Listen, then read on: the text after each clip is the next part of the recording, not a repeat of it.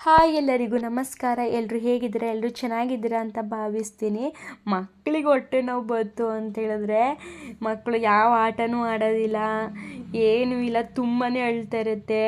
ಅಪ್ಪ ಅಮ್ಮಂದಿರಿಗೂ ತುಂಬಾ ಟೆನ್ಷನ್ ಆಗುತ್ತೆ. ಅವಾಗ ಆ ಟೈಮಲ್ಲಿ ಏನು ಮಾಡಬೇಕು ಅಂತ ಗೊತ್ತಾಗೋದಿಲ್ಲ.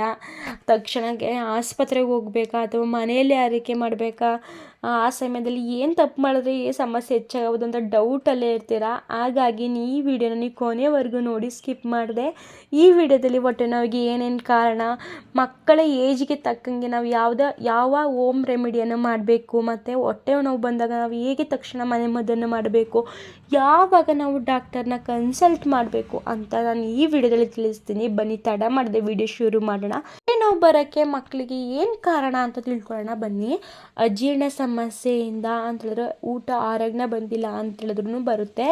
ಗ್ಯಾಸ್ ಸಮಸ್ಯೆಯಿಂದ, ಮಲಬದ್ಧತೆ ಅಂತೇಳಿದ್ರೆ, ಮೋಷನ್ ಮಾಡಿಲ್ಲ ಅಂತೇಳಿದ್ರೆ ಮಕ್ಕಳುಗಳು, ಹೆಚ್ಚು ಚಾಕ್ಲೇಟ್ ಮತ್ತು ಜಂಕ್ ಫುಡ್ ತಿನ್ನೋದ್ರಿಂದನೂ ಸಹ ಬರುತ್ತೆ. ಹೊಟ್ಟೆ ವೈರಲ್ ಸೋಂಕು ಸಹ ಆಗಿದ್ರೂ ಬರುತ್ತೆ. ಹೊಟ್ಟೆಯಲ್ಲಿ ತುಂಬಾ ಹುಳಗಳಾಗಿದ್ದರೆ ನಿಮ್ಮ ಮಕ್ಕಳಿಗೆ ಹೊಟ್ಟೆ ನೋವು ಬಂದೇ ಬರುತ್ತೆ. ಸಾಕಷ್ಟು ನೀರು ಕುಡಿಯೋದೇ ಇರುವುದು ಅಂದರೆ, ನೀರೇ ಕುಡಿತಿಲ್ಲ ಅಂತೇಳಿದ್ರೆ ಮಕ್ಕಳುಗಳಿಗೆ ಹೊಟ್ಟೆ ನೋವು ಬಂದೇ ಬರುತ್ತೆ. ಇವಾಗ ಮಕ್ಕಳ ಏಜ್ ಪ್ರಕಾರ ಮನೆ ಮದ್ದನ್ನು ಹೇಳ್ಕೊಡ್ತೀನಿ ಬನ್ನಿ. 1 ವರ್ಷದ ಒಳಗಡೆ ಮಕ್ಕಳಿಗೆ ಯಾವುದೇ ಮನೆ ಮದ್ದನ್ನು ನೀವು ಮಾಡೋಕ್ಕೆ ಹೋಗಬೇಡಿ. ವರ್ಷದ ಒಳಗಡೆನ ಮಕ್ಕಳಿಗೆ ನಾವು ಹೇಗೆ ಹೊಟ್ಟೆ ನೋವು ಬಂದಾಗ ಆರೈಕೆ ಮಾಡಬೇಕಂತ ನಾನು ಹೇಳ್ತೀನಿ. ಹೊಟ್ಟೆ ನೋವು ಬಂದಾಗ ನೀವು ಕೈಯೆಣ್ಣೆ, ಒಂದು ವೀಳ್ಯದೆಲೆ ತಗೊಳ್ಳಿ, ಅದಕ್ಕೆ ಕೈಯೆಣ್ಣೆ ಸವರ್ಬಿಟ್ಟು ದೀಪ ತಗೊಂಡು ಅದಕ್ಕೆ ನೀಟಾಗಿ ಬೆಚ್ಚು ಮಾಡ್ಕೊಳ್ಳಿ. ಅದ್ರ ಮೇಲೆ ಇಟ್ಕೊಂಡು ಬೆಚ್ಚು ಮಾಡ್ಕೊಳ್ಳಿ. ಫಸ್ಟು ನಿಮ್ಮ ಕೈಗೆ ತಾಗಿಸ್ಕೊಳ್ಳಿ. ಅದೇನು ಸುಡ್ತಿಲ್ಲ ಅಂತಂದರೆ ಮಕ್ಕಳಿಗೆ ಹೊಟ್ಟೆಗೆ ನೀಟಾಗಿ ಹಮ್ಕಿ ಬಿಸಿ ಮಾಡಬೇಕು ಹೊಟ್ಟೆನ. ಆವಾಗ ಎಲ್ಲ ಸಡಿಲವಾಗೋದ್ರಿಂದ ಹೊಟ್ಟೆ ನೋವು ಕಮ್ಮಿ ಆಗುತ್ತೆ. ನೆಕ್ಸ್ಟು ನೀವು ಬಿಸಿ ನೀರಿಗೆ ಬಟ್ಟೆ ಹೆಚ್ಕೊಂಡು ಬೆಚ್ಚಗಿರಬೇಕು. ಸ್ವಲ್ಪ ಸುಟ್ಟಿದ್ರೆ ಏನಾಗೋದಿಲ್ಲ. ಅದನ್ನು ಹೊಟ್ಟೆ ಮೇಲೆ ಬೆಚ್ಚಗಿನ ಬಟ್ಟೆಯನ್ನು ನೀವು ಇಡೋದ್ರಿಂದ ಸಹ ಮಕ್ಕಳಿಗೆ ಹೊಟ್ಟೆ ನೋವು ಕಮ್ಮಿ ಆಗುತ್ತೆ. ನೆಕ್ಸ್ಟು ಮಕ್ಕಳಿಗೆ ಮಸಾಜ್ ರೀತಿ ಮಾಡಬೇಕು. ಮಕ್ಕಳ ಹೊಟ್ಟೆ ನೋವು ನೀಟಾಗಿ ಮಸಾಜ್ ರೀತಿ ಮಾಡೋದ್ರಿಂದನೂ ಸಹ ಮಕ್ಕಳಿಗೆ ಹೊಟ್ಟೆ ನೋವು ಸ್ವಲ್ಪ ಕಮ್ಮಿ ಆಗುತ್ತೆ. ನಾನು ಕಮ್ಮಿ ಆಗಲಿಲ್ಲ ಅಂತೇಳಿದ್ರೆ ನೀವು ಡಾಕ್ಟರ್ನ ಕನ್ಸಲ್ಟ್ ಮಾಡಬೇಕಾಗಿರುತ್ತೆ. ಯಾವುದೇ ಮೆಡಿಕಲ್ಗೆ ಹೋಗಿ ನೀವು ಡಾಕ್ಟರ್ ಕೇಳ್ದೇ ಯಾವುದೇ ಮೆಡಿಷನ್ ತೊಗೊಬಂದು ಮಕ್ಕಳಿಗೆ ಹಾಕ್ಬಾರ್ದು. ಯಾವಾಗ್ಲೂ ನಾವು ಡಾಕ್ಟರ್ನ ಕನ್ಸಲ್ಟ್ ಮಾಡಿ ಮೆಡಿಷನ್ ತೊಗೊಂಡು ಅದನ್ನೇ ಸಹ ಮಕ್ಳಿಗೆ ಹಾಕ್ಬೇಕಾರ್ದು. ಯಾವುದೇ ಮೆಡಿಕಲಲ್ಲಿ ಸಿಗುತ್ತೆ ಅಂದ್ಬಿಟ್ಟು ತಗೊಂಡು ಮಕ್ಳಿಗೆ ಹಾಕ್ಬಾರ್ದು.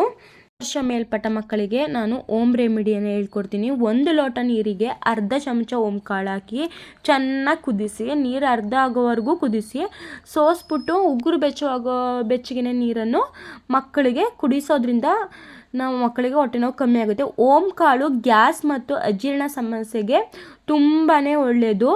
ಮನೆ ಮದ್ದು 2 ಅಂತೇಳಿದ್ರೆ 2ನೇ ಮನೆ ಮದ್ದು ಹೇಳ್ತಿದ್ದೀನಿ. ಶುಂಠಿ ಜಂಟಿ ಟೀ ಜ್ಯೂಸ್ ಅಂತೇಳಿದ್ರೆ, ಸ್ವಲ್ಪ ಶುಂಠಿಯನ್ನು ಜಜ್ಜಿಬಿಟ್ಟು ನೀರಿಗೆ ಕುದಿಸಿ ಸ್ವಲ್ಪ ಜೇನುತುಪ್ಪ ಸೇರಿಸಿ, ಮತ್ತು ಇದು ಜೇನುತುಪ್ಪನ ನೆನಪಲ್ಲಿ ಇಡಿ, 1 ವರ್ಷದ ಒಳಗಡೆ ಇರೋ ಮಕ್ಕಳುಗಳಿಗೆ ನೀವು ಜೇನುತುಪ್ಪನ ಕೊಡಬಾರ್ದು.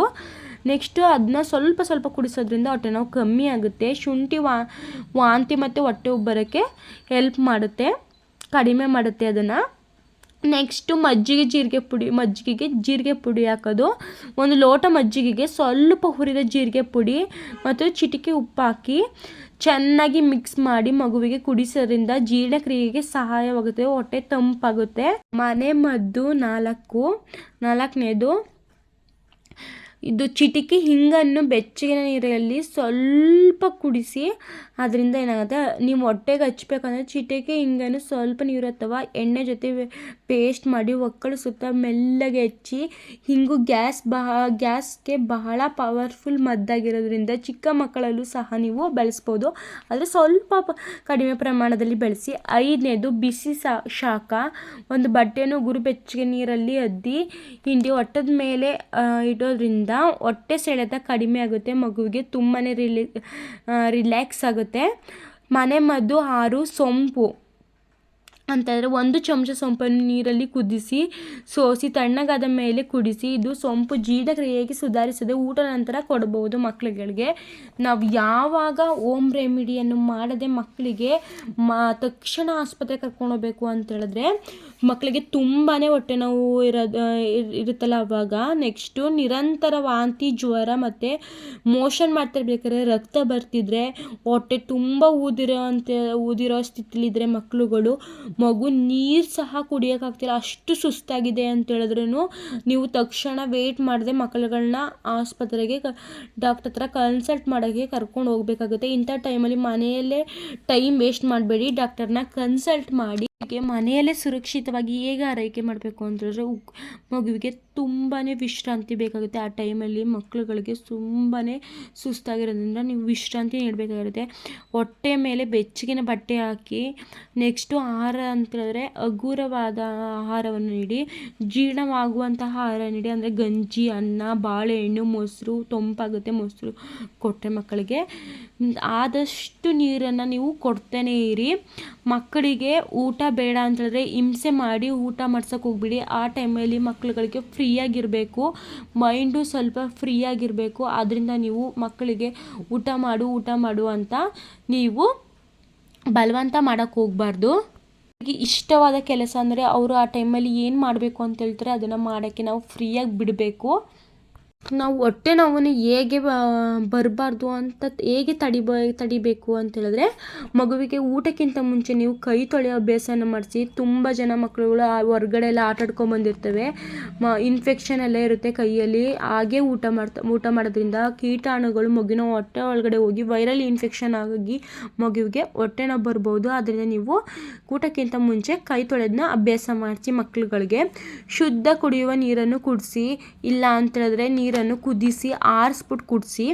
ಪೌಷ್ಟಿಕ ಆಹಾರವನ್ನು ಅಂತ ಹೇಳಿದ್ರೆ ಸೊಪ್ಪು, ತರಕಾರಿ ಆಹಾರವನ್ನು ಚೆನ್ನಾಗಿ ಕೊಡಿ ಮಕ್ಕಳುಗಳಿಗೆ. ಜಂಕ್ ಫುಡನ್ನು ಅವಾಯ್ಡ್ ಮಾಡಿ. ಮಕ್ಕಳಿಗೆ ಗಟ್ಟಿ ಪದಾರ್ಥಗಳನ್ನು ಯಾವಾಗಲೂ ನೀಡಬೇಡಿ. ಅಜೀರ್ಣ ಸಮಸ್ಯೆಯಿಂದ ಮಕ್ಕಳುಗಳಿಗೆ ಹೊಟ್ಟೆ ನೋವು ಬರಲು ಹೆಚ್ಚು ಕಾರಣವಾಗಿದೆ ಅದು.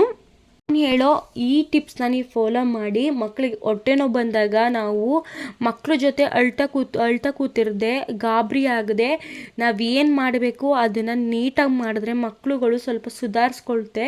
ಮತ್ತು ಹೋಮ್ ರೆಮಿಡಿನೇ ನಂಬಿಕೊಂಡು ನಾವು ಹೋಮ್ ರೆಮಿಡಿ ಮಾಡ್ತಿದ್ದೀವಿ, ಮಕ್ಳಿಗೆ ಹೊಟ್ಟೆ ನೋವು ಹೋಗುತ್ತೆ, ತುಂಬ ಬೆಳಗ್ಗೆ ಬಂದಿರೋ ಹೊಟ್ಟೆ ನೋವು ಮಧ್ಯಾಹ್ನ ಗಂಟನೂ ಹೋಗಿಲ್ಲ ಅಂತಂದ್ರೆ ಹೋಮ್ ರೆಮಿಡಿನೇ ಮಾಡ್ಕೊಂಡು ಕೂತ್ಕೋಬೇಡಿ. ಹೋಮ್ ರೆಮಿಡಿ ಆಗೋದು ಇಂಥ ಸಮಸ್ಯೆ ಅಂದರೆ ಗ್ಯಾಸ್ ಸಮಸ್ಯೆ ಇದ್ದಾಗ, ಅಜೀರ್ಣ ಸಮಸ್ಯೆ ಇದ್ದಾಗ ಮಾತ್ರ. ಏನಾದರೂ ವೈರಲ್ ಇನ್ಫೆಕ್ಷನ್ನು ದೊಡ್ಡ ಸಮಸ್ಯೆ ಇದ್ದರೂ ಮಕ್ಕಳಿಗೆ ಹೊಟ್ಟೆ ನೋವು ಬಂದರೆ ನಮಗೆ ಗೊತ್ತಾಗಲ್ಲ. ಆದ್ದರಿಂದ ನಾವು ಡಾಕ್ಟರ್ನ ಕನ್ಸಲ್ಟ್ ಮಾಡೋದು ತುಂಬಾ ಮುಖ್ಯ ಆಗಿರುತ್ತೆ. ಟೈಮಲ್ಲಿ ಯಾವುದೇ ಅಜ್ಜಿ ಮನೆ ಮದ್ದು ನಮಗೆ ಮಕ್ಕಳಿಗೆ ಹೊಟ್ಟೆ ನೋವು ಕಡಿಮೆ ಮಾಡಲ್ಲ, ಅದನ್ನು ನಾವು ಮೊದಲು ತಿಳ್ಕೊಂಡಿರಬೇಕು. ಹಾಗೆ ಡಾಕ್ಟರ್ ಕನ್ಸಲ್ಟ್ ಮಾಡದೆ ನಾವು ಗೂಗಲಲ್ಲಿ ಮತ್ತು ಅಥವಾ ಮೆಡಿಕಲಲ್ಲಿ ಹೋಗ್ಬಿಟ್ಟು ಮಕ್ಕಳಿಗೆ ಹೊಟ್ಟೆ ನೋವಿದೆ ಮೆಡಿಷನ್ ಕೊಡಿ ಅಂತ ಕೇಳಕ್ಕೆ ಹೋಗ್ಬಾರ್ದು. ನಾವು ಯಾವಾಗಲೂ ಡಾಕ್ಟರ್ ಹತ್ರ ಕನ್ಸಲ್ಟ್ ಮಾಡಿ ಮಗುವಿಗೆ ಏನು ಪ್ರಾಬ್ಲಮ್ ಇದೆ ಅಂತೇಳಿ ನಾವು ಡಾಕ್ಟರ್ ಹತ್ರ ಮೆಡಿಷನ್ನ ಬರೆಸ್ಕೊಂಡು ಮಕ್ಕಳುಗಳಿಗೆ ಹಾಕಬೇಕು. ಯಾವುದೇ ಮನೆ ಮದ್ದನ್ನು ಮಕ್ಕಳಿಗೆ ನಾವು ಮಾಡಿ ಕುಡಿಸ್ತಾ ಇದ್ದೀವಿ ಅಂತ ಹೇಳಿದ್ರೆ ಸ್ವಲ್ಪ ಪ್ರಮಾಣದಲ್ಲಿ ಮಾತ್ರ, ಅದು ಮಕ್ಕಳಿಗೆ ಅಡ್ಜಸ್ಟ್ ಆಗುತ್ತೋ ಇಲ್ವೋ ಅಂತ ಗೊತ್ತಾಗೋಕ್ಕೆ ಸ್ವಲ್ಪ ಕುಡಿಸಿ. ನಾವು ಮೊದಲೇ ಸ್ವಲ್ಪ ಜಾಸ್ತಿ ಕುಡಿಸಿದ್ರೆ ಮಕ್ಕಳಿಗೆ ಅಡ್ಜಸ್ಟ್ ಆಗುತ್ತೋ ಆಗೋದಿಲ್ವೋ ಅಂತ ಗೊತ್ತಾಗೋದಿಲ್ಲ. ಆದ್ದರಿಂದ ನಾವು ಸ್ವಲ್ಪ ಕುಡಿಸೋದ್ರಿಂದ ಮಕ್ಕಳಿಗೆ ಅದು ಅಡ್ಜಸ್ಟ್ ಆಗುತ್ತೋ ಆಗೋದಿಲ್ವೋ, ಅದು ನೋವು ಕಮ್ಮಿ ಮಾಡುತ್ತೋ ಗೊತ್ತಾಗೋದಿಲ್ವೋ ಅಂತ ನಮಗೆ ತಿಳ್ಕೊಬೋದು.